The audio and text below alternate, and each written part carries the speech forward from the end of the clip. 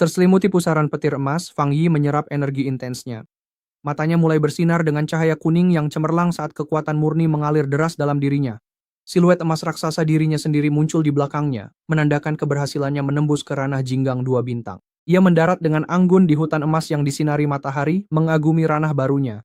Mengambil napas dalam-dalam, Fang Yi merenungkan kultivasi seorang perintis, menyadari bahwa meskipun mereka menyerap energi spiritual alam, tidak semuanya bisa langsung digunakan. Ia membayangkan sirkulasi rumit yang diperlukan untuk memurnikan energi, memahami bahwa teknik kultivasi yang unggul diperlukan untuk tingkat konversi yang lebih tinggi. Ia menyadari bahwa meskipun energi spiritual melimpah, puncak kekuatan manusia saat ini tetap berada di ranah Jinggang tiga bintang karena proses pemurnian yang sulit ini. Ia menganggap luar biasa bahwa ia bisa menembus ke ranah dua bintang begitu cepat, lalu pikirannya beralih ke takhta gelap yang mengesankan yang ia temukan. Dengan tatapan serius, ia menyimpulkan bahwa era pemulihan spiritual yang dipercepat telah tiba jauh lebih awal dari yang diperkirakan umat manusia. Renungannya terhenti ketika ia menunduk, menyadari bunga roh merah miliknya yang memiliki kesadaran sedang berusaha menarik perhatiannya. Bunga itu menerjemahkan pesan dari sulur labu yang juga memiliki kesadaran, menyampaikan ucapan selamatnya. Sulur itu menjelaskan bahwa takhta tersebut juga perlu memulai kultivasinya sendiri karena terobosannya dan menyarankan agar ia segera pergi karena takut pada manusia lain. Fang Yi setuju, mengakui bahwa terobosannya telah menyebabkan gangguan besar. Ia tahu bahwa ia harus melaporkan takhta itu kepada asosiasi roh dan militer, namun ia khawatir sulur labu yang tidak berbahaya itu bisa menjadi sasaran individu serakah. Ia memahami bahwa kekuatan besar dari sebuah takhta pasti akan memicu konflik sengit dan persaingan di antara para perintis. Namun, ekspresinya mengeras saat ia mempertanyakan anggapan arogan bahwa entitas sekuat itu harus menjadi milik umat manusia. Sambil menatap kembali sulur yang bercahaya dan bunga rohnya, Fang Yi meyakinkan teman barunya bahwa ia tidak akan membiarkan manusia menjarah takhtanya. Menyadari bahwa sulur itu belum bisa meninggalkan tempatnya, mereka pun bersiap untuk berpisah. Dengan salam dua jari yang santai, Fang Yi berpamitan kepada sekutu barunya, memanggil sulur itu sebagai Tuan Petir. Di zona pertempuran Dewa Bintang, sebuah pos militer yang sangat diperkuat dibangun langsung di tebing curam. Di dalamnya, Tetua Wu menyebutkan bahwa markas besar mendeteksi dua fluktuasi energi spiritual besar di kota Chuanxi. Keduanya sebanding dengan tingkat Jinggang 3 bintang. Yue kemudian menanyakan laporan apa yang mereka terima dari sang penyegel. Jiaolan merinci laporan tersebut, mengungkapkan bahwa Fang Yi telah menembus ke tingkat Jinggang 2 bintang. Dia juga menyampaikan peringatannya tentang fenomena energi spiritual kelas S yang disebut takhta, serta mencatat bahwa Fang Yi secara resmi telah meminta militer untuk menyelidikinya. Tetua Wu mendengarkan dalam keheningan yang tenang. Melihat kurangnya reaksi darinya, Jiaolan bertanya apakah dia tidak terkejut dengan eskalasi yang terjadi. Tetua Wu menjawab dengan tenang, menjelaskan bahwa percepatan kebangkitan energi spiritual adalah kenyataan yang sudah diketahui. Ia menyatakan bahwa kemunculan peluang tingkat tinggi seperti takhta adalah skenario yang memang sudah diantisipasi oleh negara mereka. Jiaoan melihat Tetua Wu sudah lama di tingkat setengah langkah Jingyang dan bertanya apa dia akan naik tingkat. Tetua Wu mengiyakan, menyebut banyak perintis pun terobosan akibat aktivitas abnormal. Dia mengakui bahwa akhirnya dia bisa merasakan tanda-tanda kenaikan tingkatnya sendiri. Jiaoan terkejut dengan konfirmasinya. Sambil memandang ke arah markas, Tetua Wu dengan khidmat merenungkan bahwa di masa-masa penuh gejolak ini, peluang dan bahaya yang menyertainya akan sangat besar. Ia mengingatkan Jiaoan bahwa di atas segalanya sebagai perintis, mereka adalah prajurit yang tugasnya menghadapi bahaya ini dan memastikan keselamatan bangsa, bahkan jika harus mengorbankan nyawa. Membayangkan barisan perintis terkuat bangsa, termasuk Fang Yi dan Xu Qingying, Tetua Wu menyatakan bahwa negara mereka harus merebut kesempatan besar ini, dan bahkan seorang veteran seperti dirinya akan ikut menunggangi gelombang kekuatan baru ini. Sambil mengepalkan tinjunya, ia menyatakan tujuan mereka. Mereka harus memastikan sang penyegel mendapatkan sebuah takhta dan para perintis setia lainnya merebut sebanyak mungkin takhta.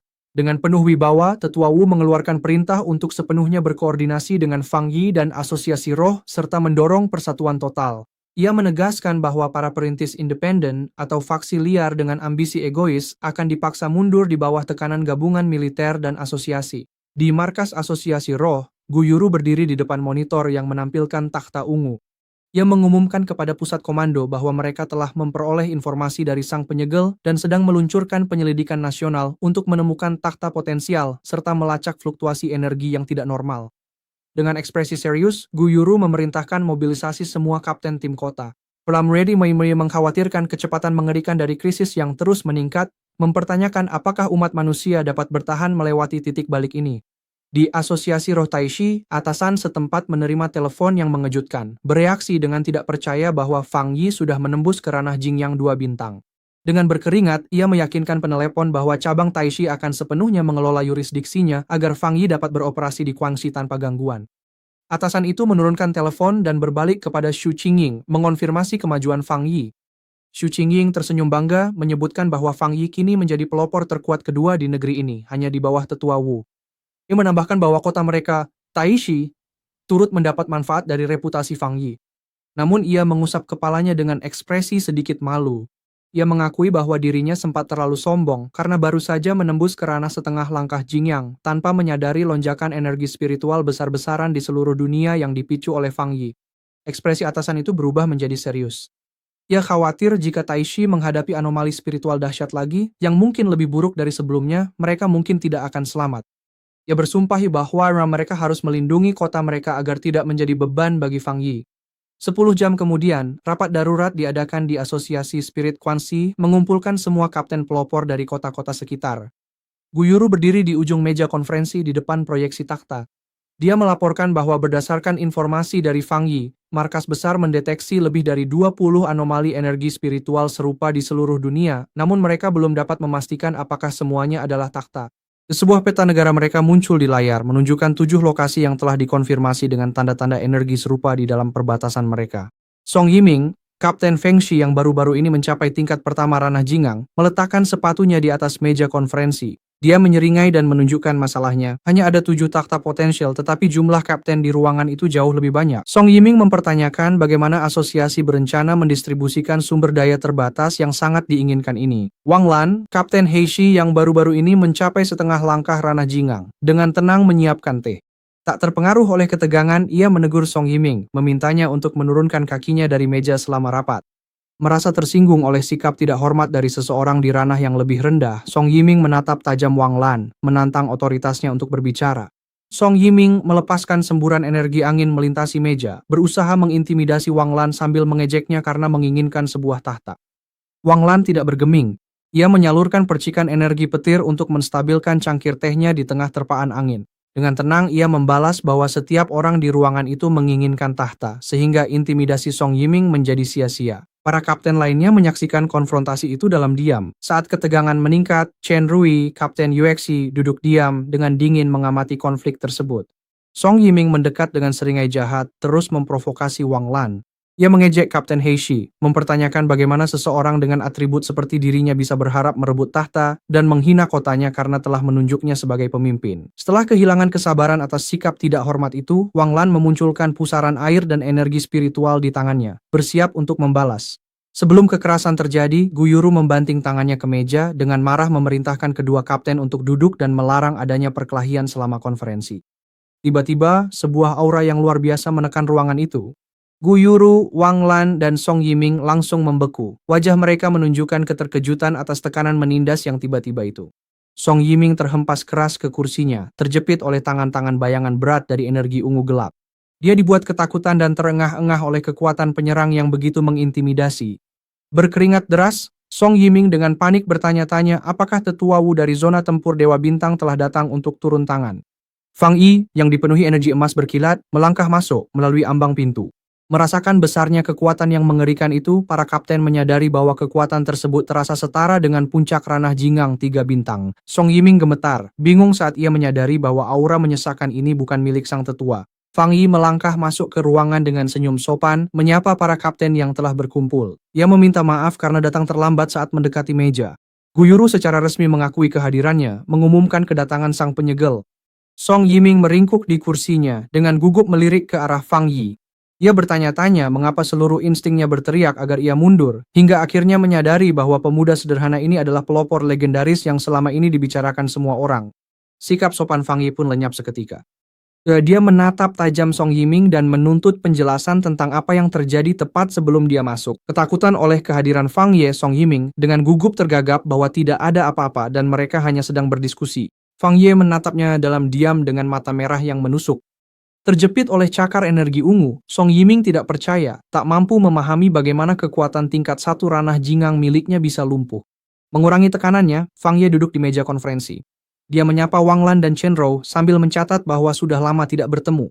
Wang Lan dengan hormat menyambut Tuan Siler, menjelaskan bahwa mereka tadi hanya sedang membahas takhta baru. Sambil bersandar, Fang Ye mengatakan bahwa dia datang untuk membagikan informasi intelijennya. Sebagai anggota asosiasi roh, dia menegaskan bahwa anomali di Gunung Chuanxi adalah takhta atribut petir dengan kekuatan yang mampu mengubah dunia. Dia mengungkapkan detail penting bahwa pemilik takhta petir itu adalah tanaman labu yang memiliki kesadaran. Para kapten perintis marah, berdebat bahwa kekuatan ilahi sebesar itu mubazir bagi tanaman. Harusnya manusia cakap yang memilikinya. Song Yiming setuju sambil menggebrak meja dengan antusias. Dia bersikeras merebut takhta dengan paksa, berargumen negara akan jadi bahan tertawaan jika dikuasai tanaman. Ekspresi Fang Ye mengeras saat menyatakan takkan membiarkan itu terjadi. Dia mempertegas pendiriannya di depan semua orang, memperingatkan jika ada yang mencoba merebut takhta petir, dia sang penyegel akan mengambilnya kembali secara pribadi. Ancaman serius itu membuat semua orang di ruangan membeku dalam keheningan yang terkejut dan berkeringat. Sebuah lengan yang dibalut perban tiba-tiba terangkat ke udara. Chen Rou memecah ketegangan, mengangkat tangannya untuk menyetujui keputusan Fang Ye. Gu Yuru setuju, memperingatkan para kapten agar tidak meremehkan tanaman yang disukai oleh energi spiritual. Dia mengungkapkan bahwa sebelum pertemuan, wilayah pegunungan takhta itu sudah menjadi neraka mematikan yang dipenuhi petir mengamuk. Wang Lan juga mengangkat tangannya sebagai tanda setuju dengan Fang Ye. Menyerah kalah, Song Yiming yang kesal menyarankan agar mereka mencari takhta baru yang belum diklaim saja. Gu Yuru menghela napas lega, mengakui betapa bergunanya kehadiran Fang Ye yang mengintimidasi untuk menjaga ketertiban. Dia merenungkan betapa sulitnya bagi asosiasi spirit untuk mengelola para perintis tingkat atas yang sangat kuat ini. Gu Yuru beralih ke sebuah peta untuk membagi zona pencarian, menugaskan para kapten ke 4 wilayah berdasarkan fluktuasi energi. Dia menegaskan bahwa asosiasi tidak akan ikut campur dalam persaingan, tetapi menyembunyikan takhta yang ditemukan adalah terlarang. Seorang staf yang panik tiba-tiba masuk, memotong pembicaraan untuk melaporkan bahwa Lord of Thunder sudah berevolusi. Staf yang panik itu menjelaskan bahwa drone mereka tidak bisa mendekati gunung, dan pembacaan kekuatan entitas tersebut terus meningkat melampaui perkiraan. Dia mengumumkan bahwa kekuatan tanaman itu setara dengan ranah Jingang 3 bintang. Berita ini membuat para kapten ketakutan karena mereka menyadari entitas itu bisa mendominasi seluruh negeri. Berbeda dengan ruangan yang panik, Fang Ye tetap tenang. Ia beralasan bahwa pertumbuhan secepat itu tidak mengherankan mengingat kekuatan kuno takhta yang sangat besar. Melihat perakiraan badai petir hebat, Fang Ye memutuskan untuk mengunjungi gunung itu demi memeriksa perkembangan temannya si tanaman. Gu Yuru menutup rapat tersebut. Para kapten tampak bertekad saat dia mendoakan mereka sukses mengamankan takhta mereka masing-masing. Setelah rapat, Gu Yuru memanggil Fang Ye saat ia hendak pergi, menyampaikan pesan dari markas besar agar tetap tinggal di kota Chuanxi. Fang Ye terdiam sejenak. Gu Yuru khawatir perintis liar menyerang takhta petir meski insiden intelijen gelap berakhir. Fang Yi bertanya jika monster bayangan masih hidup. Sambil membetulkan kacamata, Gu Yuru membenarkannya. Itu hasil pemulihan spiritual dunia yang cepat. Meskipun mereka dapat memantau kekuatan kuno takhta tersebut, mereka khawatir sisa-sisa intelijen gelap masih bersembunyi. Sejak Fang Yi melemahkan dan menjebaknya di Chuanxi, makhluk itu masih bisa menjadi ancaman yang sangat berbahaya. Melirik ponselnya, Fang Yi melewati kontak bibinya, memutuskan untuk menunda kunjungan keluarganya. Dia setuju dengan kehati-hatian Gu Yuru, menyadari bahwa lebih baik bersiap-siap. Dia menegaskan bahwa dia juga memikirkan hal yang sama dan belum akan meninggalkan kota. Kemudian, Fang Yi kembali ke zona pegunungan terlarang, berjalan tenang memasuki wilayah itu, tak tergoyahkan oleh petir ungu yang mengamuk di sekelilingnya. Merasa kekuatan yang begitu dahsyat, dia tersenyum, menganggap badai itu sebagai sambutan. Dia memutuskan untuk memanfaatkan energi petir itu guna meningkatkan keterampilan kultivasinya. Saat mendekati tahta petir yang bercahaya, sebuah suara terdengar, mencatat bahwa kecepatan kultivasi Fang Yi sudah melampaui miliknya sendiri. Pohon labu sadar yang melilit takhta itu berterima kasih pada Fang Yi. Terkejut, Fang Yi bertanya bagaimana ia membantu. Ia menyadari penguasa petir punya kecerdasan manusia, hal wajar di puncak kultivasi. Pohon itu tahu dari kesadaran takhta bahwa Fang Yi telah melindungi mereka. Ia pun menawarkan energi spiritualnya. Bunga roh merah itu keluar dari pakaian Fang Yi, ingin bagian energi tersebut. Dengan api emas di tangan, Fang Yi tersenyum, berniat mengajak tanaman roh itu berlatih bersama. Menerima tawaran itu, Fang Yi duduk bersila untuk bermeditasi, membiarkan bunga roh merah itu beristirahat di sampingnya, agar bisa mandi dalam aura tersebut. Pohon labu itu menyalurkan kekuatannya, mengirimkan arus petir ungu dan energi spiritual yang mengalir deras ke arah mereka. Di dalam pusaran energi, bunga roh merah itu berputar dengan gembira, menyerap kekuatan dahsyat untuk mempercepat pertumbuhannya. Ditelan petir dan aura emas, Fang Yi memusatkan perhatian, menggunakan tekanan lingkungan untuk mendorong teknik Red Fire Blade-nya ke tingkat berikutnya. Dengan kekuatan yang mengalir melalui matanya yang bersinar, ia memerintahkan pedang emas berapinya untuk muncul di atas kepalanya. Pedang raksasa itu turun, memancarkan panas yang menyilaukan saat bertabrakan dengan badai. Sebuah notifikasi sistem melaporkan adanya lonjakan besar kekuatan petir yang terdeteksi. Saat pedang itu menyerap petir yang ganas, sistem mengonfirmasi bahwa teknik Red Fire Blade kini dapat menembus batas. Dengan berkonsentrasi, Fang Yi memurnikan kekuatan kacau itu sementara sistem mengumumkan teknik pedangnya sedang berevolusi. Ia bermeditasi, membiarkan pilar-pilar api emas dan petir biru menyelimutinya saat kemampuan itu mengisi daya hingga batasnya.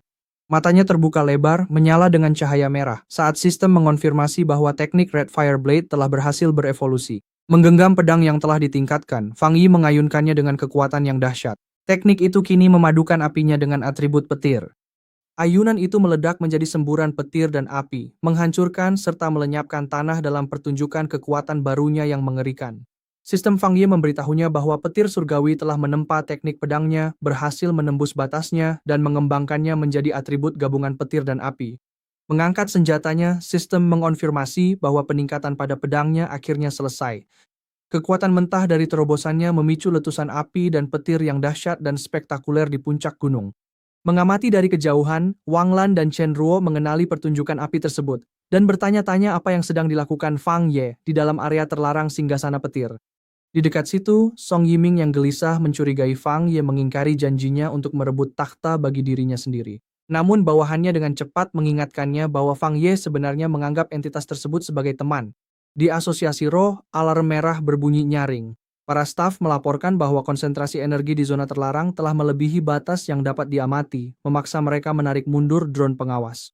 Pemimpin cabang itu menyaksikan cahaya dari kejauhan dengan kekhawatiran berat, takut Fang Ye mungkin sedang terjebak dalam pertarungan brutal dengan singgasana itu. Kembali di gunung, Fang Ye menggenggam erat pedangnya yang baru berevolusi dan bersinar sangat terang. Matanya bersinar merah, ia tersenyum dengan sangat puas. Bilahan pedang fisik itu terasa seolah telah ditempa ulang dengan sangat ahli oleh intensitas kekuatan yang luar biasa. Energi lingkungan yang padat juga menyebabkan bunga roh merah miliknya yang memiliki kesadaran berevolusi, meningkatkan kecerdasannya dan memperkuat atribut uniknya. Merasakan lonjakan energi, bunga raksasa itu dengan riang bermain-main melilitkan dirinya pada struktur singgasana yang bercahaya di tengah kobaran api. Bunga itu mengungkapkan kegembiraannya kepada Fang Ye, yang kemudian memutuskan sudah waktunya mereka bergegas mencari singgasana berikutnya. Tiba-tiba, sulur labu sadar melayang di atasnya, menarik perhatian. Ia menyapa Fang Ye, memberi selamat hangat atas terobosan besarnya. Lalu, ia membagikan firasat yang didapat selama masa kultivasinya. Sebuah singgasana baru akan segera turun, dan auranya memiliki hubungan yang dalam, berlawanan namun saling melengkapi dengan bunga roh miliknya. Melihat keunikan ini, Fang Ye yakin itu adalah singgasana atribut kayu. Sulur labu bercahaya menandai turunnya singgasana baru di kejauhan. Sambil mengirim energi spiritual hijau, sulur itu membagikan lokasinya lewat koneksi psikis. Fang Ye menutup matanya, memusatkan pikirannya untuk diam-diam menerima transmisi indera dari sulur tersebut. Senyum percaya diri muncul di wajahnya saat ia membuka mata, menandakan bahwa ia telah berhasil menangkap koordinat yang tepat. Adegan berpindah ke sebuah metropolis luas yang diterangi lampu neon di malam hari, yang diidentifikasi Fang Ye sebagai kota Yuan. Ia mencatat bahwa kota Yuan adalah sebuah kota madya otonom yang berjarak sekitar 2 jam perjalanan dari kota Tuanxi dan sangat terkenal karena kemewahan serta kemegahannya yang ekstrem. Namun, di balik permukaan glamornya tersembunyi sisi gelap yang kacau dan brutal. Kota ini dikenal dengan penduduknya yang kejam dan secara historis memiliki tingkat kejahatan tertinggi di negara ini. Setibanya di distrik pusat kota, Fang Ye berjalan dengan tenang melewati jalanan yang ramai dan remang-remang. Dia mengingat kembali informasi intelijen dari Asosiasi Spirit. Upaya mereka untuk mendirikan cabang lokal di sini sangat terhambat karena kota ini dikuasai secara ketat oleh geng-geng lokal yang sudah lama berkuasa. Mengamati para perintis bersenjata kasar yang berkeliaran di bawah lampu neon, Fong Yi merenung bahwa tak satupun individu yang terbangkitkan di daerah ini bersedia bergabung dengan pihak berwenang. Akibatnya, kota Yuan tetap menjadi wilayah tanpa hukum tanpa cabang resmi Asosiasi Spirit atau kapten yang ditugaskan untuk menjaga ketertiban. Tiba-tiba, perhatian Feng Yi tertarik oleh perubahan suasana yang tajam. Bunga roh merah miliknya yang memiliki kesadaran muncul dari mantelnya, dengan tergesa-gesa menarik lengan bajunya. Feng Yi membenarkan reaksi bunga itu. Mereka berdua merasakan energi baru dari arah barat. Di kaki gunung gelap yang menjulang berdiri rumah mewah yang terang benderang. Di dalamnya pesta kolam mewah sedang berlangsung bagi para elit lokal. Seorang pengawal berkacamata hitam mendekati tuan rumah dan membisikkan sebuah kabar. Tuan rumah itu mengangkat alisnya, tertarik mendengar bahwa para perintis lain telah muncul di dekat situ. Tuan rumah itu adalah Jiang Gensheng, gembong terkenal yang menguasai kota Yuan. Ia tertawa dengan angkuh, membuka jaketnya sambil membanggakan bahwa tak ada seorang pun yang bisa membuat keributan di wilayahnya. Tawa angkuhnya langsung terhenti ketika ledakan cahaya hijau yang menyilaukan meletup dari gunung tepat di belakang kediamannya. Sebuah bola raksasa berisi energi hijau murni, takhta kayu yang turun dari langit, menghantam puncak gunung dan melepaskan gelombang kejut dahsyat ke seluruh area. Kekuatan hantaman itu sampai ke mansion, memecahkan kaca dan membuat puing-puing beterbangan. Jiang Gensheng tampak sangat terkejut sementara para tamunya menjerit ketakutan. Setelah pulih dari keterkejutannya, Jiang Gensheng yang marah melangkah menuju gunung bersama pengawalnya, dengan garang bersumpah akan melihat siapa yang berani berbuat onar di wilayahnya. 2 menit kemudian, Jiang Gensheng dan pengawalnya menapaki gunung yang dipenuhi hutan, yang kini dipenuhi pusaran energi spiritual hijau yang pekat. Mereka dicegat oleh Feng Yi, yang berdiri tenang di bawah cahaya yang menyeramkan sambil mengatakan bahwa sumber gangguan itu ada tepat di depan. Marah karena adanya penyusup, sang pengawal dengan kasar menerjang ke arah Feng Yi, menuntut untuk tahu siapa yang berani menerobos masuk ke properti pribadi Tuan Muda Jiang. Saat sebuah pukulan keras meluncur ke wajahnya, Feng Yi mencibir dengan nada meremehkan terhadap klaim arogan tentang wilayah pribadi. Tanpa perlu mengeluarkan tangan satunya dari saku, Feng Yi dengan mudah menangkap tinju sang pengawal di udara. Ia menghentikan momentum pria itu seketika, membuatnya benar-benar terkejut. Dengan tatapan mata merah menyala, Feng Yi dengan dingin memberi pelajaran bahwa gunung ini adalah tanah negara milik seluruh rakyat kota Yuan.